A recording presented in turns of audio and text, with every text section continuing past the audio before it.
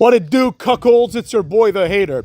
And this video should have been made like 5 years ago when I started this channel, but I just didn't even think about doing it until recently when one of you messaged me on Instagram and said, well, if you hate WWE, why are you so obsessed with it, right?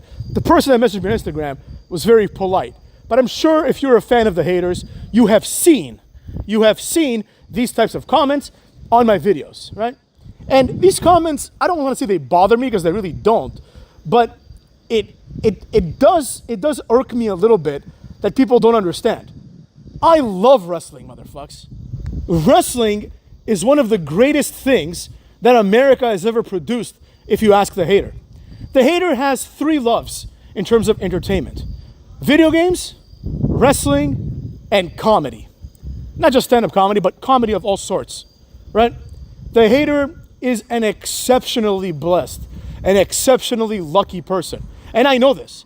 I have fucked things up many times, but somehow I always rise to the top, right? I never let myself get buried. But there have been times when I was younger that I felt like all of us, right? Where I'm like, man, everything fucking sucks, right? This has happened primarily 2 times in my life where I was like, man, everything is shit. This was a young hater who had just moved to America. In the very beginning, I didn't speak any English. I had a lot of friends back home. I had a lot of family back home. Then we moved to America and I had basically nobody.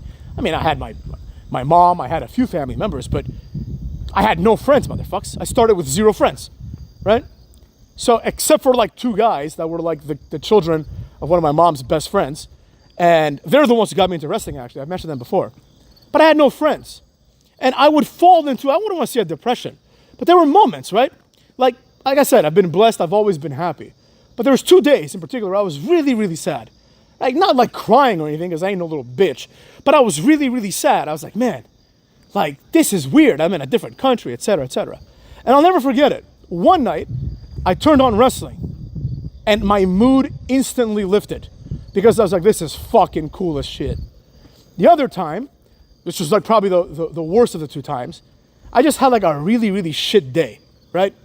And I couldn't fall asleep. And I remembered Triple H was going to be on Conan O'Brien, right? And I'm not going to lie, this was probably the saddest day of my life, which, again, I'm not trying to like, you know, do woe is me, right? Because I was a kid, but it was a very sad day. One of the saddest days of my life, for sure, right? And I turned on Conan O'Brien only because Triple H was going to be there. And I couldn't stop laughing at Conan O'Brien, right? I thought this motherfucker was hilarious, you know? So comedy and wrestling, and video games as well, have been very important in The Haters' immigration to the United States of America, right? I couldn't become an American without these things, right? These are the things that, and largely, I learned a lot of my English through wrestling, through video games, through comedy, right? Through TV. That's how we immigrants learn the language sometimes, right? Think about that, right? So when people say, why do you hate wrestling? I do not hate wrestling, motherfuckers. I love wrestling. Wrestling is one of my favorite things in the world. This is why I have this channel. I don't say AEW and WWE suck because I want to shit on them, right? I understand that the name The Hater, right, it's predicated upon that but believe me, if I could like rename my channel, and at this point I'm not going to because, you know, The Hater's The Hater, but you understand what I'm saying. If I could go back, I wouldn't call it The Hater. I'd probably call it like El Flagrante or something. I don't know. The point is, it's just a name. Like, I don't hate wrestling. I love wrestling. But a lot of people seem to think that I do, and I understand why, don't get me wrong. But I wanted to make this video, and I don't want this to be about me, because none of this is about me, right? Not one video that I've made is about me. This video is no different. In this video, I'm going to talk about why I love wrestling, but only because I think that this resonates with a lot of you, right? The idea here is not, oh, The Hater loves wrestling, let me prove it to you. I could give a shit if like someone believes me or doesn't, right? But it's important that everyone that watches wrestling and everyone that watches The Hater understands that wrestling is awesome. That if there was one mission that this channel has, is to make people realize how great wrestling is, right? Now, today wrestling's not good. The Hater has faith that one day it will be, because wrestling is prime as a medium in telling the best types of stories, right? It's just like Jerry Springer, the Jerry Springer Crash TV 90s format, right? It's like boom, boom, boom, 10-minute segments, get in, get out, Jerry wraps it up, it's over, right? That's what wrestling's supposed to be. But wrestling is amazing. You know, I often still defend wrestling as a legitimate quote-unquote art form. The hater doesn't really like art. I pretty much like only music. That's the only art that I like. Like, you're not gonna catch me like, you know, looking at a painting for more than 10 seconds. You know what I'm saying? I'm not one of those. But, you know, insofar as wrestling goes, the hater loves wrestling. Because in wrestling, everything makes sense. And I don't want this to sound too, you know, contrived, because it's the truth. Everything makes sense. Wrestling really is a reflection of society. It really is, motherfucks. And there's nothing like it for that reason alone, right? You watch football, you can watch a game from 1973, and you can watch next season's, you know, Raiders game, and it's the same shit. It's a bunch of people throwing a ball around, and the other people on their side trying to stop a ball from being thrown around or ran, right? And that's compelling enough, but that's boring to your boy. Wrestling is about America and the world now, right? Wrestling is what would happen if a firefighter slept with the wife of a cop, right?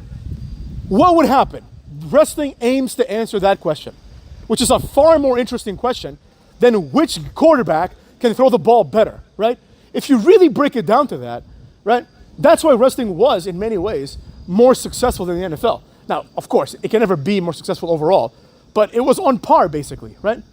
Because at the end of the day, you know, I like Tom Brady, but who gives a flying fuck if Tom Brady can throw the ball better than Aaron Rodgers? Who cares? Great, Aaron Rodgers is better at it. Wow. You know? Like, would anything change if Tom Brady was better? No, nothing would change, right? In wrestling, this, you know, people talk about representation a lot, right? And the hater thinks that's all bullshit. But, because the hater never needed to see himself on TV. You know, as I've said many times, the hater is a blue-eyed white boy, right? But the hater loves The Rock. I didn't even consider the fact that The Rock is Samoan when I was a kid. I didn't even know he was black or Samoan. I was like, oh, that's just The Rock, right? He's cool. So I'm like, this guy's awesome, right? Now, with all that being said, the hater does know that a lot of people watch wrestling and they want to be represented one way or another, right? And that's why wrestling's great. Because wrestling's got it all, motherfucks. It's got bad guys. It's got good guys. It's got whites, blacks, Latinos, Asians. It's got everybody, Indians. It's got everybody, right? And more importantly, wrestling has the variance, not in the racial part, because that's stupid, right? But it has the variance in the emotions, right? Sometimes we're the face and sometimes we're the heels. And that's what wrestling captures perfectly, right? So not everyone's good all the time and not everyone is bad all the time. The hater likes to think of himself as a very good person, right? I've never stolen anything. I think I've lied to my parents like 2 or 3 times. Like, I'm not a bad person in any regard, right? But I have moments where I'm like, fuck this motherfucker, right? I've been in fights. I've done a lot of dumb shit, you know? We have moments, right? And sometimes the way that we might feel on one Monday, we might be like, oh, you know what? Fuck The Rock. Triple H is right for beating him up. The Rock's a piece of shit, right? Because he's always out there making fun of Michael Cole, let's say, right? So The Rock, whose character is he's a bully, but he's a face bully, right? Gets his ass beat by Triple H, and you're like, yeah, you know, maybe you were bullied that day. You're like, yeah, fuck that guy, right? But maybe one day, you were the one who's bullying somebody. And you're like, yeah, take that, Michael Cole. That's why wrestling's beautiful. Because it allows you a proper, I don't want to say an outlet, but it portrays the different facets of people. And as a result, it also is a good way to teach children, in my opinion, that good guys don't always win, right? That's one of the most important lessons of all time. I remember there was a movie I saw. It was like a Woody Harrelson movie, I think. I think it's like a famous one too, you know? It's like one with like rock and roll or like whatever. I think I could be completely messing this up. But basically there's a movie where I watched like part of it and I think I was very small. And like the bad guys win, basically, right? And I was like, oh, this is the only movie I've ever seen in my life where the bad guys win. Because these weren't things people made anymore. Nowadays, we have plenty of movies where the bad guys win, which is kind of good, but, you know, in the past, you didn't have any of that, right? And that gets boring real quick, right? The hater's favorite movie of all time is Con Air. But Con Air is fantastic, my favorite movie ever. But it's like, you know that Nicolas Cage is gonna win, right? So there's no like suspense.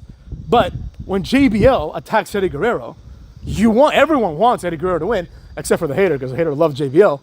I also love Eddie Guerrero, but you know what I mean. And sometimes the bad guy wins. And that's not fair. Sometimes, motherfuckers, in wrestling, the bad guy wins in ways that aren't fair. So if you've ever had a fist jammed up your ass at work, someone got promoted over you, someone took advantage of your kindness, all of these stories are shown in wrestling, right? And so are all the emotions that come across with these stories. Nobody loves wrestling more than the hater loves wrestling. But the hater ain't no bitch. The hater has been a real man since day one. And the hater is not in the business of sitting around and accepting the urine from the wrestling gods onto our faces. No, motherfucks, the hater is gonna dodge to the left and dodge to the right and miss me with that urine. You know what I'm saying? I'm not gonna just take what they give us and say it's good because there's nothing else. No, I demand better, and so should you. Vince McMahon, who basically invented wrestling, he understood the power of wrestling is being limited by a bunch of people who, quite frankly, weren't that smart. They really thought, like the Jim Cornette types, they really thought that wrestling is about the sport, the art, the kayfabe. Like, shut the fuck up. Like, good, that's cool and everything too, but it doesn't matter. The idea is better than that. Vince McMahon understood the mission.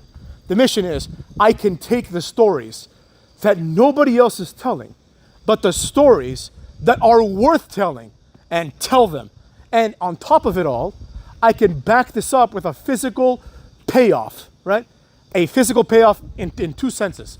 Number one, it's physical because wrestling involves beating the hell out of people. And number two, it's physical because wrestling is presented either live on TV or in front of a live audience, typically both, right? And that changes everything. Because you see that, you're like, wow, I was part of something, right? Think about that. Think about that for a second. That's what wrestling is, or that's what it's supposed to be. It's not what it is anymore. But one day, we will get there, motherfucks. It wasn't Tony Khan. It might not be Triple H, but it's gonna be somebody. Somebody's gonna say, wait a second, what the fuck? No. Like, don't think that just because the 90s came and went, that there's no 90s around the corner, motherfucks. Things are gonna change. The 90s kids are gonna start coming into actual power. Think about that. Now we're being led by the 70s people. Honestly, the 60s and 70s people.